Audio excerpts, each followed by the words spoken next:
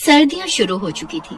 सुमन ने बक्से में रखे कुछ फटे पुराने स्वेटर निकाले और आखिर में वो इकलौती रजाई बाहर निकाली जिसे भरी ठंड में वो अपनी बेटी पूजा को देती थी ताकि पूजा ठंड से बची रहे। पर जैसे ही सुमन ने रजाई को उठाया, हे भगवान, ये क्या हो गया?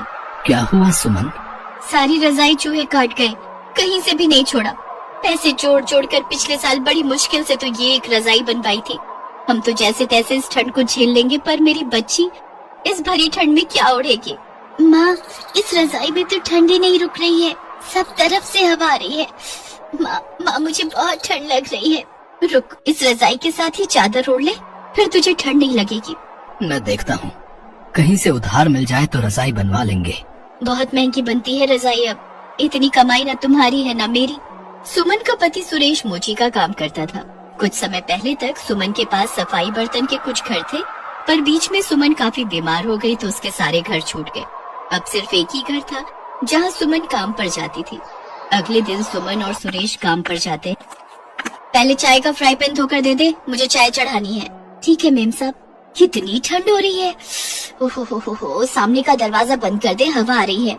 मेम साहब, ये चाय का फ्राई पैन धो दिया, ला दे। तेरी भी बना रही हूँ, पी लेना। जी ठीक है।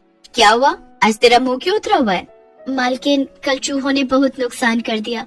गरम कपड़े और रजाई काट दी। एक ही रजाई थी।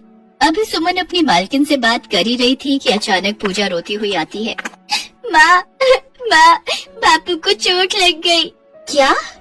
ये सब कैसे हो गया? मालकिन, मुझे जाना होगा।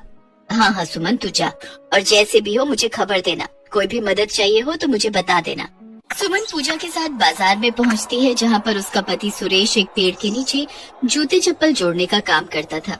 वहीं पास में ही वो जख्मी हालत में पड़ा हुआ था। क्या हुआ आपको? इतनी चोट कैसे लग गई? चलो मैं आपको डॉक्टर के पास ले चलती हूँ। पूजा, रिक्शा रोक। सुमन सुरेश को डॉक्टर के पास ले जाती है।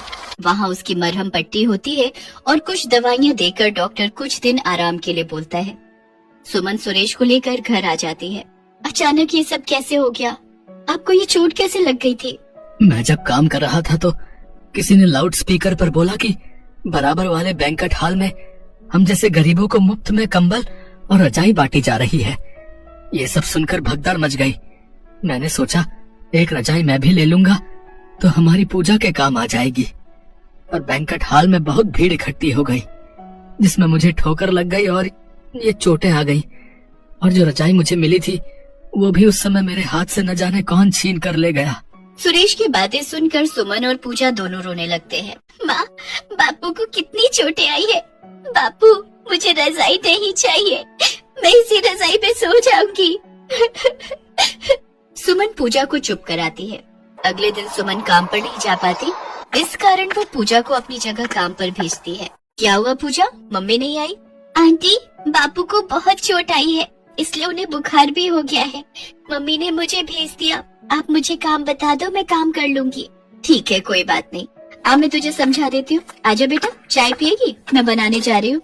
सुमन की मालकिन अनुराधा बहुत अच्छे स्वभाव की महिला थी। वो पूजा के साथ बहुत प्यार से बात करती है और वक्त की नजाकत को भी समझती है। बातों बातों में पूजा मालकिन से पूछती है, आंटी, रजाई कितने की आती है?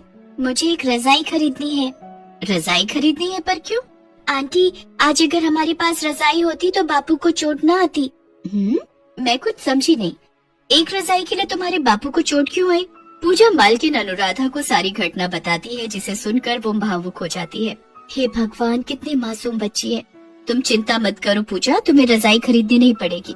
अनुराधा तुरंत ही ऑनलाइन 2 रजाई बुक करती है। कुछ दिन बाद सुमन काम पर वापस लौटती है। सुमन, अब कैसी तबीयत है तुम्हारे पति की? अब ठीक है मालकिन, आपका बहुत बहुत शुक्रिया। आपने मेरी परेशानी को समझा। मुझे पूजा ने सब बताया। परेशानी के दिनों में आपने उसको बहुत सहयोग किया। सुमन, तुम मेरे यहाँ पूरी मेहनत से काम करती हो, मैं तुम्हें अच्छे से जानती हूँ। बिना किसी कारण तुम कभी भी छुट्टी नहीं करती हो। और फिर तुमने अपनी जगह पूजा को भेजा। तुम्हें पता है मेरी कमर में दर्द रहता है, मैं अकेले ज्यादा काम नहीं कर पाती, इसलिए तुमने मेरी परेशानी को समझा।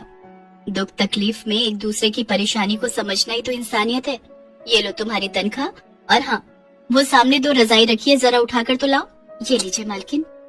ठीक लग रही है। गर्म लग रही है तुझे? हाँ मालकिन, ये तो बहुत गर्म रजाई है। कैसे ले जाएगी? रिक्शा पर ले जा। मैं कुछ समझी नहीं मालकिन। अरे ये दोनों रजाई मैंने ऑनलाइन तेरे लिए बुक की थी, आज ही आई है। मुझे पूजा ने सब बता दिया था। ये दोनों रजाई ले जा। मैंने तेरे लिए एक लोहे का संदूक भी ऑर्डर कर दिया है। दोनों रजाई उस लोहे के संदूक में संभाल कर रखना ताकि चूहे ना काटे।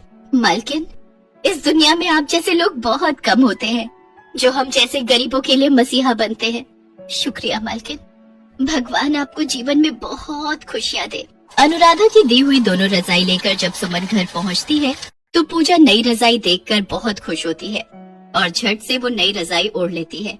आज पूजा के चेहरे पर एक नई रौनक थी।